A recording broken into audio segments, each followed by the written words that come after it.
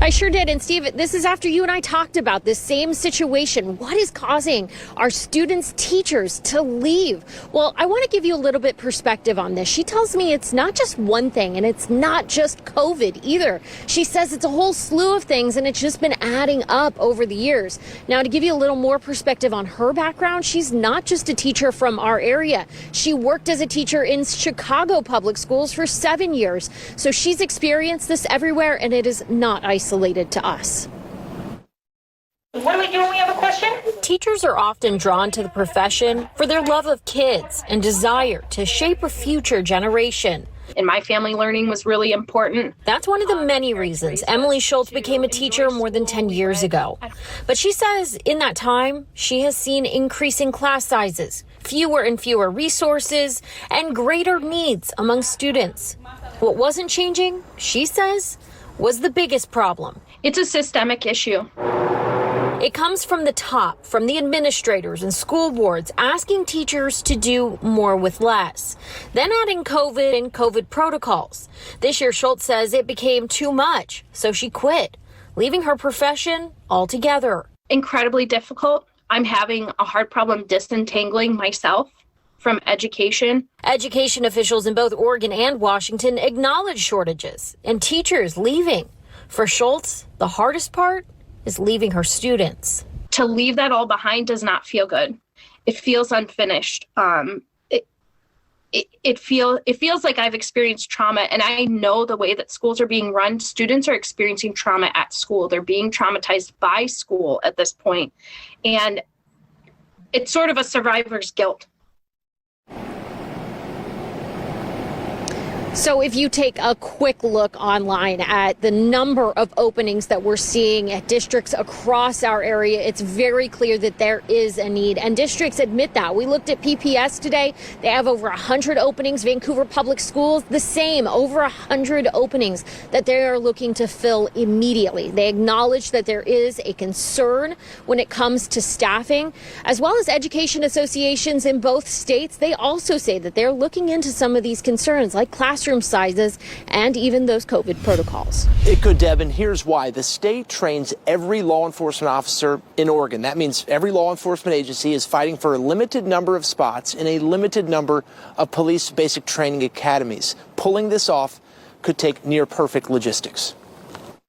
Put your hands up! Police training in Salem covers a little bit of everything. Okay, you ready? Yep. 1, 2, 3.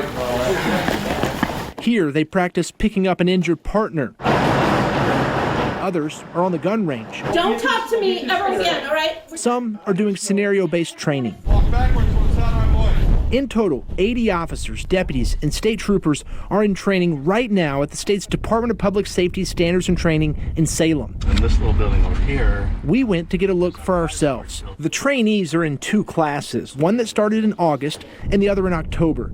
Each lasts 16 weeks. Felony warrant for assault, 3rd degree. Right now, Portland has 10 officers across the 2 academies. If Portland continues at this pace, putting 5 officers in every academy, it could take 4 years to train 200 new cops.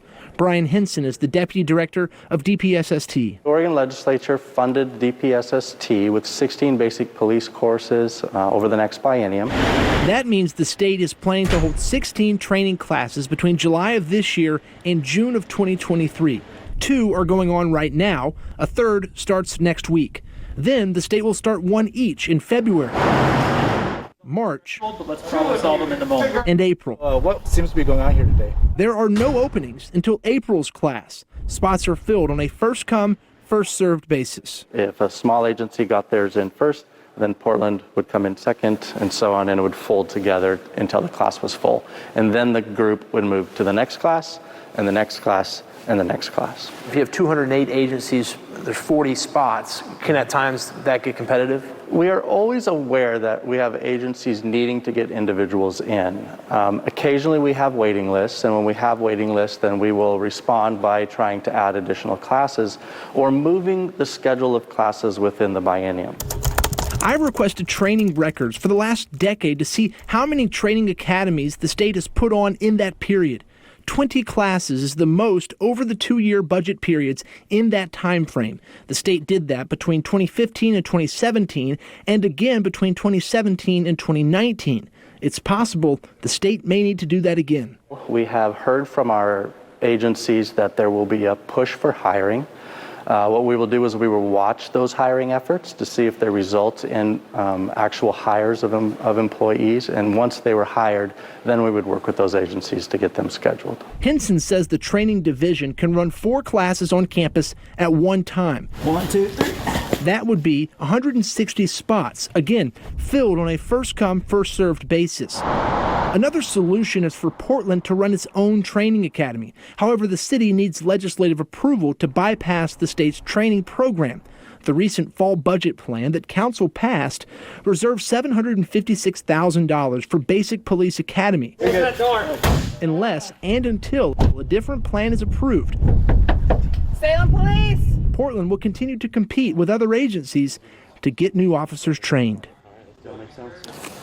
And just a quick note to make, it's unlikely, maybe impossible, that Portland get all 40 spots in a single class. We did get some more information from Mayor Ted Wheeler's office about his plans for Basic Police Academy. I'm told he has no plans to ask the legislature to allow Portland to train its own cops. Instead, what he wants to do is have the state certify PPB officers as trainers and then have DPSST come to the Portland Metro and put on Portland Metro specific training. That would cut down on the drive time to Salem and also make it easier for agencies in the metro area to train new hires. Of course, this conversation is in the very early stages, so a lot of the questions I had for the mayor's office and even DPSST, they can't answer yet. Now, right, we have reported on the current vacancies and the retirements in the police bureau. What kind of dent would 200 hires make on that over the next 3 years?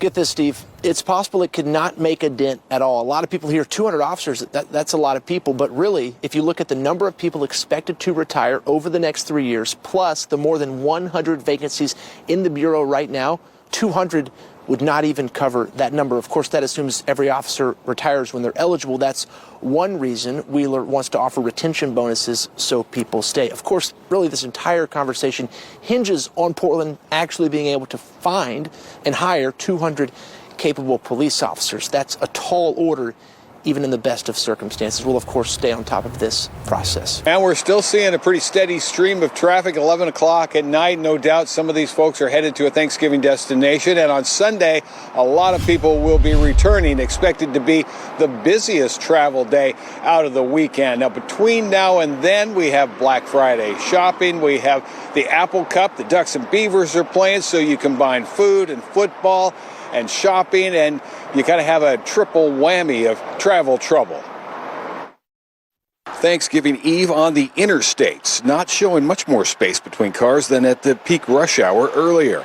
With fewer stores open on Thanksgiving Day this year, well, that could cut down some traffic for Thursday, but shoppers will be back out early for Black Friday. The point that everybody has to remember is look out for each other on the road. Slow down, be careful. Know where you're going. Then there's the Apple Cup in Seattle Friday night. I-5 North will be busy again, and the Ducks and the Beavers in the afternoon Saturday. And that's going to mean a lot of congestion on Interstate 5 in and around Eugene, both before and after the game. While air travel is getting a huge boost this year thanks to looser COVID-19 restrictions, most travelers, 90% of them, according to AAA, are still getting around by car. But the weather seems to be cooperating for any weekend mountain travel.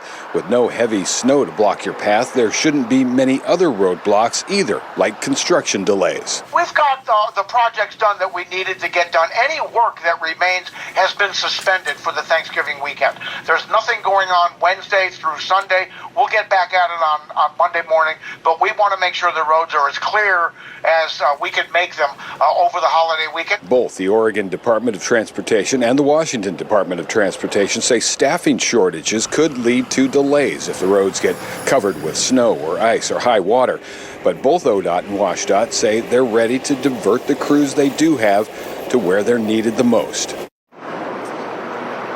And AAA expects more than 8,000 calls for help from Oregon drivers over the next several days. They say mainly calling about dead batteries, flat tires, and people locking themselves out of their cars. Well, Deb, the Union Gospel Mission says they actually had issues getting food this year, specifically for the Thanksgiving meal. Other groups like the Equitable Giving Circle say that they've received plenty of donations, but they worry what will happen after the holidays. So I think because we are in a period of time right now that traditionally people are really wanting to give, it hasn't been difficult. It is the charitable time of year at the Equitable Giving Circle in Northeast Portland. Donations are pouring in as they get ready to serve a harvest meal, specifically for the BIPOC community. And at this particular space, people are welcome. They feel loved, they feel seen, they feel safe. Safety and comfort are key to people in need. There we go. At this church in Southeast Portland, the Union Gospel Mission is preparing for a gathering on Thanksgiving Eve. Chunks of meat in a turkey gravy over mashed potatoes. The communications manager tells me they're still getting a lot of donations, but getting the food for this meal was a little more challenging. Typically, we could order whatever we needed from a grocer, no problem. This year, I know our food service director had to call around, visit multiple stores. It was a little bit more of a hunt this year to get the specific items we were looking for. For now, but the groups worry what will happen after the holidays. But what I would urge people to do is to not just give during these times, when it's convenient, when it feels good, to stretch themselves to do this sort of activism throughout the entire year.